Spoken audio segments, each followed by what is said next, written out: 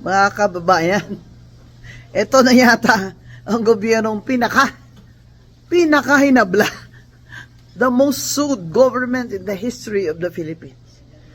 Yung grupo ni Justice Antonio Carpio, hinabla din namin si Speaker Romualdez. Di ba, naman damo, sinabla ng P3PWD. Dahil yung representative namin, na ayon sa order ng Supreme Court, ay magpalit lang kami ng nominee. Hindi na ako. Ay ginawa naman namin, pinoclaim naman ng COMELEC at nag-oath sa isang RTC judge.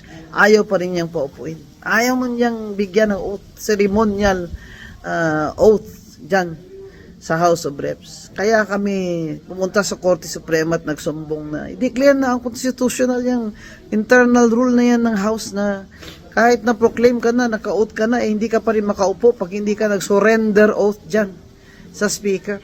Abay, kung ganyan po pala, pwede po pala ang Speaker, ay pwede niya mabito o mawalang bisa ang boto ng tao sa 391,075 votes namin. Hindi pa rin kami makaupo kahit may order na sa Korte Suprema. Ano yan? Anong klaseng Speaker yan? Talagang obvious na po yan, na yan ay paghihiganti. Itong mga Marcos ay mapaghiganti o vindictive. At itong si Speaker Romualdez ay kasama po dyan bilang pinsan niya. She is part of the Marcos dynasty. Kaya ganyan po.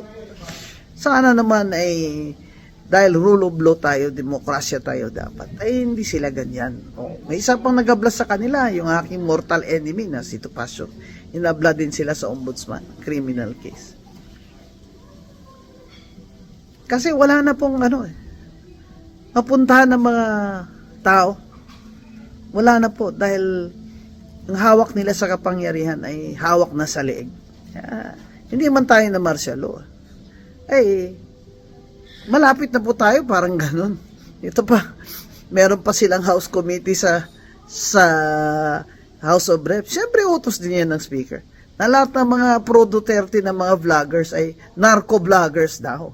Kaya pinapatawag nila ngayon. At pag ayaw nila ng sagot, contempt na naman nila at kanilang ipakukulong. Ano ba yan? Hindi po tayo ganyan. Demokrasya po tayo. Kung ayaw po natin ang sagot nila, hindi po ibig sabihin na sila ay nagsisinungaling. Mag-aral naman po kayo dyan ng Stonewall versus Jokno. Hirap talaga ng buhay ngayon sa Pilipinas.